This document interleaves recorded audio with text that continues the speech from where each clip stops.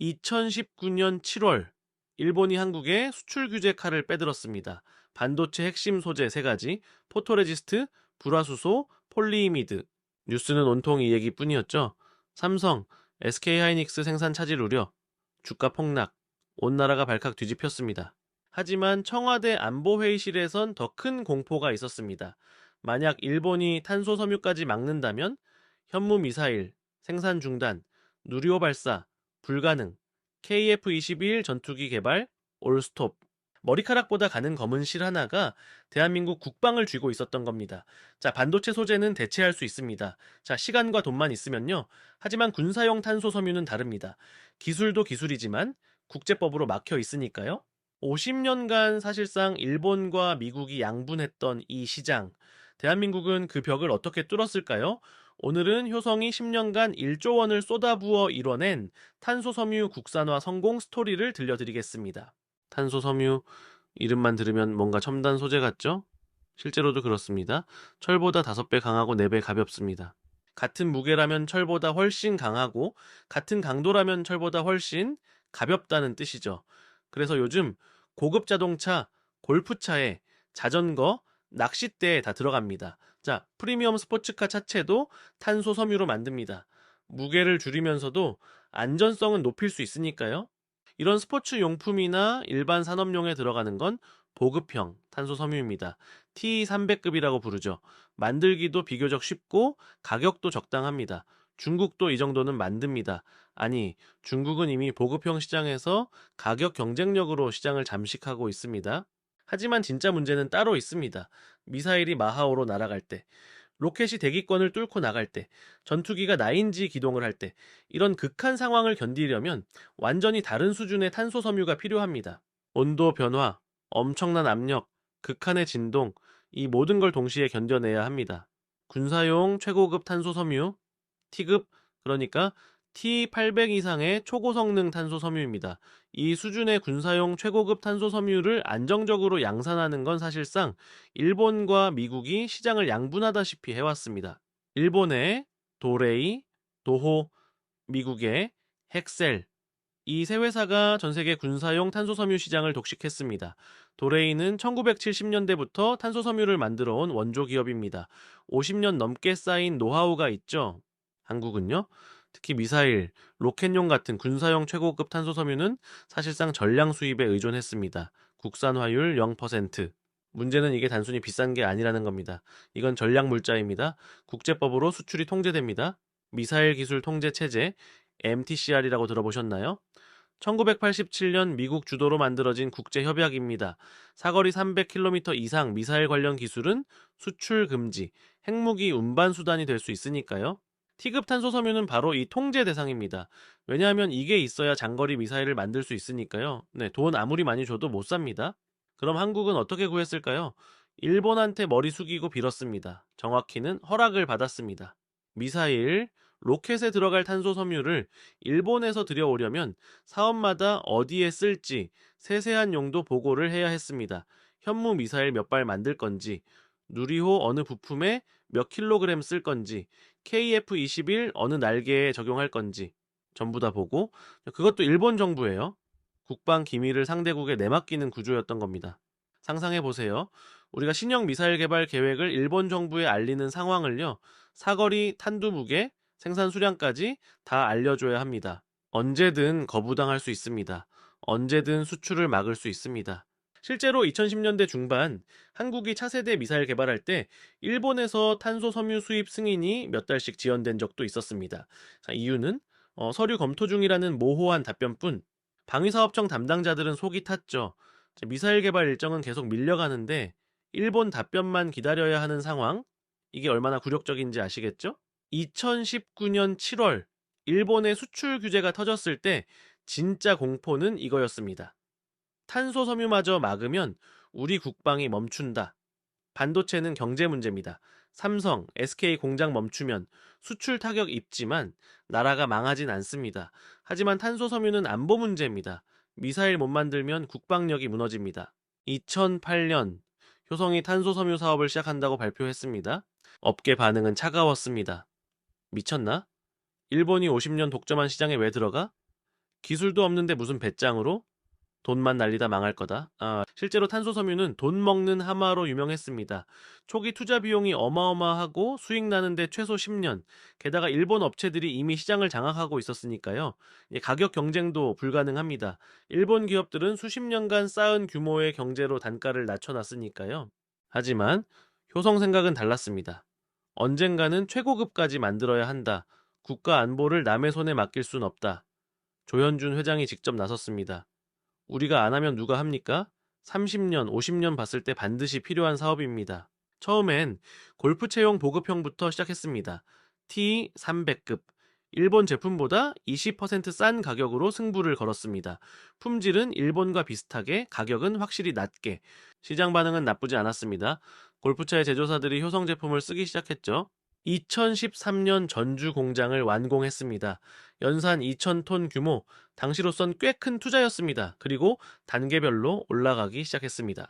보급형 T300 성공, 그 다음 중급 T700 도전, 자동차, 드론, 풍력 발전에 쓰이는 등급입니다. 2015년 T700도 성공, 현대차 수소차, 넥소 탱크에 효성 탄소 섬유가 들어가기 시작했습니다. 이제 목표는 하나뿐이었습니다. 군사용 최고급 T급. 2019년 효성이 마침내 최고급 T급 도전을 공식 선언했습니다. 바로 그해 7월 일본 수출 규제가 터진 겁니다. 타이밍이 딱 맞았죠. 정부도 적극 지원에 나섰습니다. 방위사업청, 산업통상자원부가 효성과 손잡고 국산화 프로젝트를 시작했습니다. 효성은 결단을 내렸습니다. 전주 공장의 추가 라인을 확충하고 베트남의 신규 공장까지 건설하면서 연산 2만 4천 톤 규모로 확대하는데 총 1조 원 규모를 투자하기로 했습니다. 1조 원입니다. 효성 1년 영업이익이 5천억 원 정도인 회사가 두 해치 이익을 탄소 섬유에 쏟아붓기로 한 겁니다. 주주들도 반대했습니다. 그 돈으로 배당하세요? 확실한 사업에 투자하세요? 하지만 효성은 밀어붙였습니다.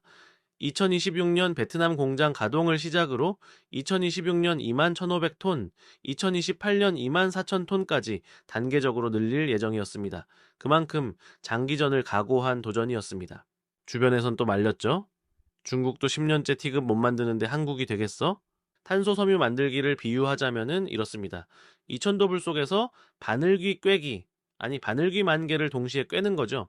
원료는 PAN, 폴리아크릴로니트릴이라는 물질입니다. 석유에서 추출한 화학 물질이죠. 이걸 200대에서 산화시키고 1000도에서 탄화시키고 2000도 이상 고온에서 흑연화시킵니다. 각 단계마다 화학 반응이 일어납니다. 탄소 외의 원소들이 빠져나가고 순수한 탄소만 남습니다. 이 과정에서 탄소 원자를 완벽하게 일렬로 세워야 합니다. 원자 하나하나를 정렬하는 겁니다. 마치 수백만 명의 군인을 일렬로 세우는 것과 같습니다. 한 명이라도 삐끗하면 전체가 무너집니다. 온도가 1도만 달라져도 실패. 당기는 장력이 0.1%만 달라져도 불량. 습도가 조금만 높아도 품질 떨어집니다. 그리고 이 모든 변수를 2000도 고온에서 동시에 제어해야 합니다. 사람이 직접 들어가서 볼 수도 없습니다. 카메라를 넣어도 2000도에서는 다 녹아버립니다. 일본 장인들은 40년 경험으로 감으로 만듭니다. 온도계 숫자를 보는 게 아니라 불꽃 색깔을 봅니다. 주황색인지 붉은색인지 노란색인지 소리를 듣습니다. 기계가 내는 진동음으로 상태를 파악합니다. 기계 진동을 느낍니다. 손으로 기계를 만져보고 미세한 떨림을 감지합니다. 매뉴얼이 없습니다. 매뉴얼로 만들 수가 없어요. 온도 2217도, 장력 0.345 뉴턴, 이렇게 숫자로 정리할 수가 없습니다. 상황마다, 날씨마다, 원료 배치마다 다 다르니까요. 그래서 일본은 이 기술을 50년간 지켜올 수 있었던 겁니다. 중국은 어떨까요? 중국 최대 화학 기업들도 지난 10년간 T급 탄소 섬유 양산에 도전하고 있지만 품질 안정성, 신뢰성 면에서는 여전히 과제가 많다는 평가를 받습니다. 한 배치는 성공하는데 다음 배치는 실패합니다. 이번엔 인장 강도가 6기가파스칼 나왔는데 다음엔 5기가파스칼. 품질이 들쭉날쭉해서 군사용으로 쓸 수가 없는 겁니다. 미사일에 쓸 건데 품질이 일정하지 않으면 발사했다가 공중에서 분해될 수도 있습니다. 효성도 마찬가지였습니다. 몇 년 동안 수천 번 가까운 시험과 실패를 반복했습니다. 2020년 실패, 2021년 또 실패. 연구원들은 밤을 새워가며 데이터를 분석했습니다. 대체 뭐가 문제야? 온도는 맞췄는데 왜 안 돼? 일본은 대체 어떻게 하는 거야? 좌절의 연속이었습니다. 효성은 일본과 다른 길을 선택했습니다. 일본처럼 감에 의존하지 않았습니다. 대신 데이터에 의존했습니다. 한국의 강점은 뭡니까? 반도체, 디스플레이에서 쌓아온 공정 데이터 분석 능력입니다. 수년간 쌓인 실패 데이터를 전부 컴퓨터로 분석했습니다. 온도, 압력, 시간, 습도, 원료 투입 속도, 장력, 냉각 속도, 수천 개 변수의 패턴을 찾아냈습니다. 어느 변수가 어떻게 조합될 때 성공하는지, 어느 순간에 실패 신호가 나타나는지, 온도 2200도일 때 습도가 45% 넘으면 무조건 실패, 이런 식의 규칙을 찾아냈습니다. AI와 빅데이터를 동원했습니다. 일본의 40년 장인 노하우를 데이터로 재현하려 한 겁니다. 머신러닝 알고리즘이 수천 번의 실패 데이터에서 성공 조건을 찾아냈습니다. 그리고 2022년 10월 드디어 성공했습니다. 효성은 방위사업청, 국방 관련 기관과 함께 추진해온 국산 초고강도 탄소섬유 개발 프로젝트에서 H3065 같은 T1000급 탄소섬유 개발에 성공했습니다. T1000급, 인장 강도 6.4 GPa 이상. 이게 얼마나 강한지 감이 안 오시죠? 같은 굵기의 철강보다 5배 이상 강합니다. 머리카락 굵기로 사람 한 명을 들어 올릴 수 있는 수준입니다. 적용 분야 미사일 동체, 로켓 페어링, 전투기 주날개에 들어가는 최고급입니다. 성능은 미국, 일본이 쓰는 T1000급과 동급 수준의 스펙을 충족했다는 평가를 받았습니다. 각종 테스트 통과, 품질 테스트, 내구성 테스트, 극한 환경 테스트, 영하 100도에서 영상 200도까지 온도 변화 테스트, 초고압 테스트, 반복 피로도 테스트 전부 통과했습니다. 군, 우주용으로 쓸 수 있을지에 대해 관련 기관의 시험, 검증도 통과했습니다. 2022년 10월 12일 효성이 공식 발표하는 순간 업계가 술렁였습니다. 진짜 됐다고? 한국이 T급을 만들었다고? 중국도 못 만드는 걸? 일본 도레이주가도 반응했습니다. 50년 일본, 미국 양강 체제에 균열이 생긴 순간이었습니다. 개발 성공은 시작일 뿐입니다. 진짜 중요한 건 실전 적용이죠.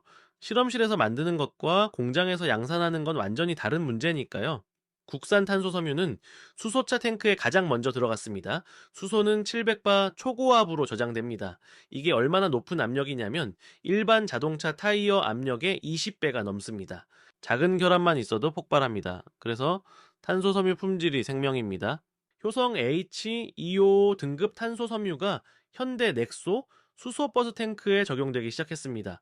현대차는 이제 탄소섬유를 일본에서 사지 않아도 됩니다. 비용도 줄고 공급도 안정적입니다. 풍력발전 날개에도 들어갔습니다. 길이 100m가 넘는 거대한 날개를 지탱하려면 가볍고 강한 소재가 필수입니다. 무게가 무거우면 바람을 받아도 잘 안 돌아가니까요. 다양한 분야 적용, 태양광 설비, 일부 방산, 우주 부품에도 실제 적용되기 시작했습니다. 그리고 가장 중요한 곳, 한국형 발사체 누리호, 차세대 전투기 KF-21, 이런 국가 핵심 사업에서도 국산 복합 소재 비중을 늘리려는 시도가 계속되고 있습니다. 아직 100% 국산은 아닙니다. 하지만 핵심 부품 일부에 효성탄소 섬유가 들어가기 시작했다는 것만으로도 의미가 큽니다. 왜냐하면 이제 일본한테 보고 안 해도 되니까요. 현무 미사일 100발 만들 건데 탄소 섬유 몇 톤 주세요. 이런 굴욕적인 보고를 안 해도 됩니다. 일본산 대비 가격, 납기 경쟁력을 확보하면서 적어도 핵심 방산, 우주 분야에서는 일본 의존 없이 설계, 생산할 수 있는 수준에 가까워지고 있습니다. 가격은 일본보다 싸고 납기는 빠르고 무엇보다 허락받을 필요가 없습니다. 완전한 자유입니다. 진짜 독립입니다.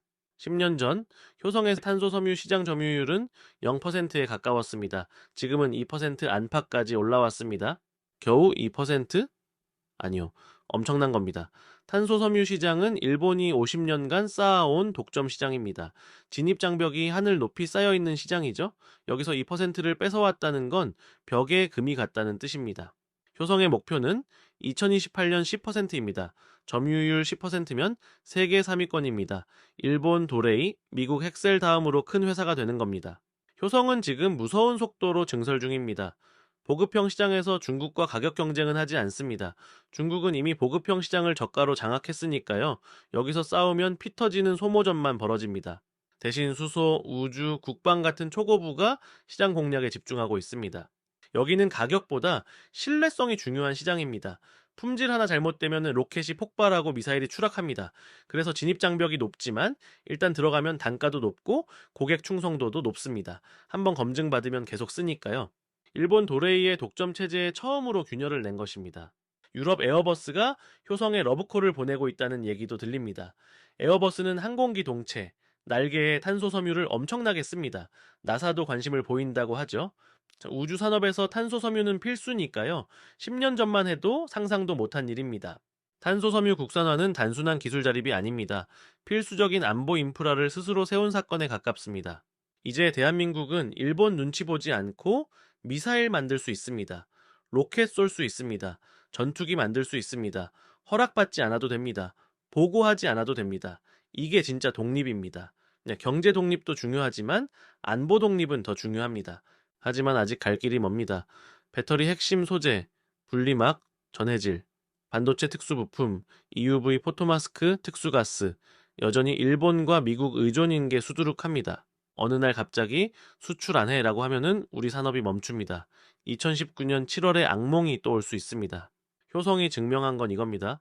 불가능해 보여도 국가와 기업이 같이 달라붙으면 길이 열린다. 10년 걸렸습니다. 1조 원 쏟아부었습니다. 수천 번 실패했습니다. 하지만 결국 해냈습니다. 포기하지 않았기 때문입니다. 다음 소재 전쟁은 이미 시작됐습니다. 배터리 분리막, 반도체 특수가스, 수소연료전지 촉마에 일본과 미국이 독점하고 있는 소재들이 아직 수십 가지 남아 있습니다. 우리는 준비되어 있을까요? 아니면 또다시 2019년 7월 같은 충격을 기다릴 건가요? 효성의 10년이 우리에게 말합니다. 소재 주권 없이는 진정한 산업 강국이 될 수 없다고. 반도체 강국, 자동차 강국, 조선 강국 다 좋습니다. 하지만 핵심 소재를 남에게 의존하면 언제든 무너질 수 있습니다. 다음 효성은 어디서 나올까요? 그건 여러분이 결정할 문제입니다. 오늘 영상이 도움이 되셨다면 구독과 좋아요 부탁드립니다. 여러분의 구독과 좋아요가 더 좋은 경제 콘텐츠를 만드는 데 큰 힘이 됩니다. 다음 영상에서 또 만나요.